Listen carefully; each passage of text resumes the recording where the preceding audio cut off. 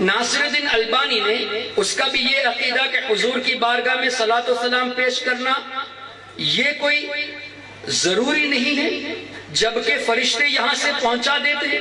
جب فرشتے پہنچا دیتے ہیں تو یہ ضروری نہیں کہ آپ باادب کھڑے ہو کر حضور کی بارگاہ میں صلاۃ و سلام پیش کرو۔ اور یہ لکھا ہے کتاب التوحید میں ابن عبد الوہاب نجدی نے کہ جب درود پہنچا دیا جاتا ہے تو اس بات کی ضرورت اب نہیں رہتی کہ آپ ادب کے ساتھ کھڑے ہو کر معاجہ شریف کے سامنے صلاۃ و سلام پڑھو۔ کتنے ٹیکنیکل انداز میں آپ کے ذہن میں یہ ڈالنا چاہتے ہیں جب درود پہنچ جاتا ہے تو یہیں بیٹھ کے پڑھو نا، کیا ضروری ہے کہ ادب کے ساتھ حاضری دو۔ ایک اور بات لکھی ابن عبد الوہاب نجدی نے اپنی کتاب التوحید میں، وہ یہ کہ اگرچہ حضور صلی اللہ علیہ وسلم کی زیارت کرنا، حاضری دینا بہترین اعمال میں سے، اگرچہ though it is one of the best deed among the best deed to be present at the holy court of نبی کریم صلی اللہ علیہ وسلم، لیکن حضور نے بار بار حاضری دینے سے منع فرمایا۔ یہ لکھا ہے ابن عبد الوہاب نجدی نے، اس پر کوئی حدیث پیش نہیں کی، یہ اپنی طرف سے لکھا ہے کہ حضور نے بار بار حاضری دینے سے منع فرمایا۔ میں آپ سے پوچھنا چاہتا ہوں، والدین کی خدمت یہ اچھی چیز ہے کہ نہیں؟ ذرا زور سے جواب دیں۔ صدقہ و خیرات کرنا اچھی چیز ہے کہ بری چیز ہے؟ بزرگوں کی عزت کرنا اچھی چیز ہے یا بری چیز ہے؟ کیا کبھی ایسا ہو سکتا ہے کہ جو سب سے اچھی ہو اس کو بار بار کرنے سے منع کیا گیا ہو؟ کیا کوئی بیوقوف یہ کہے گا کہ اگرچہ والدین کی خدمت بہت اچھی چیز ہے لیکن بار بار خدمت نہیں کرنی چاہیے؟ اگرچہ خیرات کرنا بہت اچھی چیز ہے لیکن بار بار خیرات نہیں کرنا چاہیے؟ کوئی یہ کہے گا تو وہ بیوقوف کہلائے گا۔ اب پتہ یہ چلا کہ ان کو نیکی سے کوئی مطلب نہیں، نبی کی محبت دل میں نہیں، تبھی یہ کہتے ہیں کہ بار بار حاضری دینے کی ضرورت نہیں، اور یہ کہتے ہیں کہ نبی سنتے نہیں، ہاں فرشتہ آپ کے درود و سلام کو پہنچا دیتا ہے، وہ بھی کیسے؟ اللہ اکبر۔ یہ حدیث پاک کئی کتابوں میں مذکور ہیں، اور ناصر الدین البانی جو ہمارے عقائد کے تعلق سے حدیث ہیں حضور کی شان میں، اولیاء کی شان میں، اس کو ضعیف اور موضوع کیا، لیکن اس حدیث کو صحیح کہا۔ حدیث پاک کا مفہوم، اللہ کے رسول صلی اللہ علیہ وسلم نے ارشاد فرمایا، اللہ نے میری قبر پر ایک فرشتے کو مقرر فرمایا۔ اب کب فرمایا؟ جب دنیا میں تھے بظاہر، کہ میری قبر پر اللہ نے ایک فرشتے کو مقرر فرمایا ہے، اور اس فرشتے کو اتنی طاقت دی ہے کہ مخلوق، تمام مخلوق کی آواز کو وہ سن سکتا ہے، تمام مخلوق کی آواز سنتا ہے۔ اور دوسری روایت میں اس طرح ہے کہ اللہ نے اس کو تمام لوگوں کے نام سکھا دیے، سب کے نام جانتا ہے، قیامت تک، ایک دن، 2 دن، 1 مہینے کی بات نہیں، قیامت تک جو بھی مجھ پر درود و سلام پڑے گا وہ فرشتہ نام اور باپ کے نام کے ساتھ مجھ تک وہ درود پہنچائے گا۔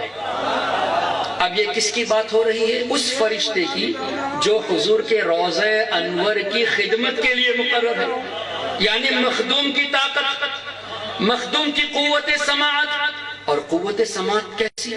حاضر و ناظر بھی کیسا؟ ایک مرتبہ درود پاک پڑھ لے تو سمجھانے کی کوشش کرتا ہوں۔ اللہم صلی علی سیدنا و مولانا محمد معدن الجود والکرم وعلی آلہ وصحبہ وبارک وسلم۔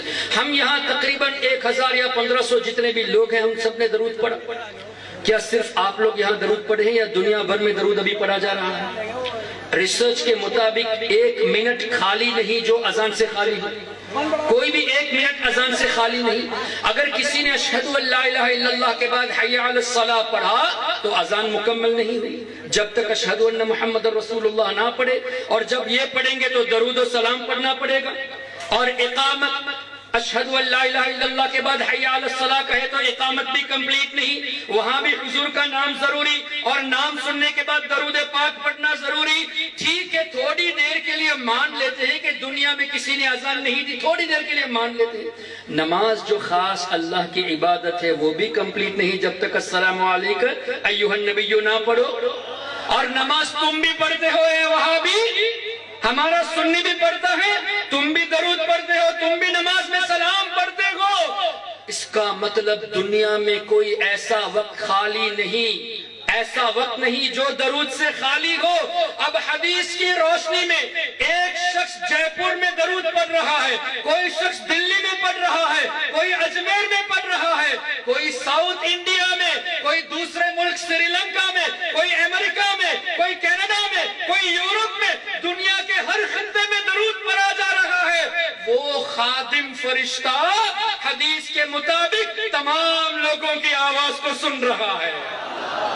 اور اس کو صحیح کرنے والے ناصر الدین البانی، جس نے ہمارے عقائد کی حدیثوں کو ضعیف اور موضوع کیا، فرشتے کی بات پر اس نے صحیح کہا ہے۔ اللہ اکبر۔ تو اے وہابیو، تمہارے کہنے کے مطابق اللہ نے اس فرشتے کو طاقت دی کہ سب کی آواز سن بھی چکا اور آنن فانن پہنچا بھی چکا۔ اور پہنچایا بھی کیسے؟ صرف آپ کے نام سے نہیں، آپ کے باپوں کے نام کے ساتھ پہنچا دیا۔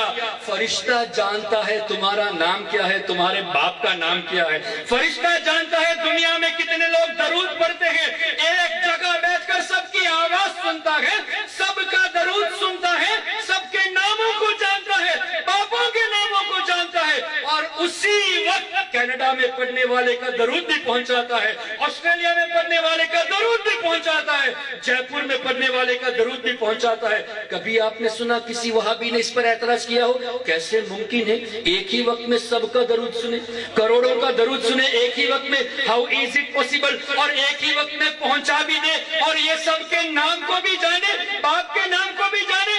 کسی وہابی نے اعتراض نہیں کیا۔ یہی بات نبی کے بارے میں کہو تو کہتے ہیں کہ یہ کیسے ممکن ہے؟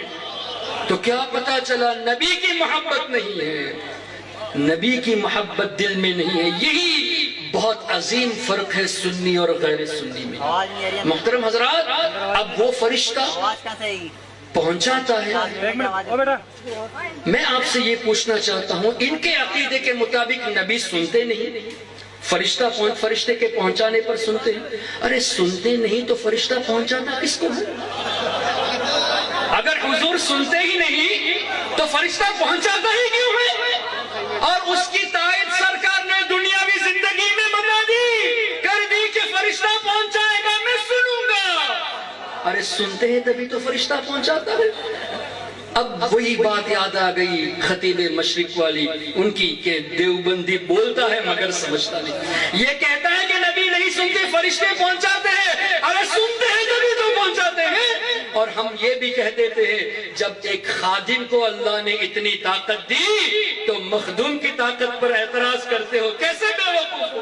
ارے جس نبی کا کلمہ پڑھتے ہو ان کی شان میں تم اعتراض